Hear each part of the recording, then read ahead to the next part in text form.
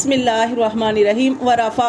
اور بلند کیا ابویہ اپنے والدین کو علی العرشی تخت پر، وخروا اور گر پڑے لہو اس کے لیے سجدہ سجدے میں، وقالا اور کہا یا ابتی اے میرے باپ، ھذا یہ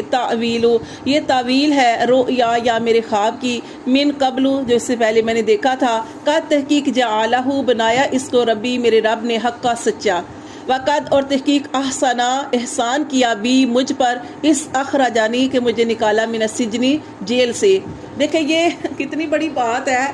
کہ آپ سوچیں کہ وہ اپنی تکلیف کا اظہار نہیں کر رہے، اتنی تکلیفوں سے گزرے لیکن وہ نعمتوں کا شکر ادا کر رہے ہیں۔ انہوں نے یہ نہیں کہا کہ میں جیل میں مجھے یہ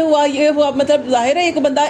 جو شہانہ گھر میں رہ رہا ہوتا ہے لیکن اس کو جب جیل میں ڈالا جاتا ہے تو کتنی تکلیفیں آتی ہیں، لیکن انہوں نے یہ ذکر نہیں کیا بلکہ اپنے رب کا شکر ادا کیا نعمتوں پر۔ انہوں نے کہا کہ میرے رب نے مجھ پر احسان کیا جب اس نے مجھے جیل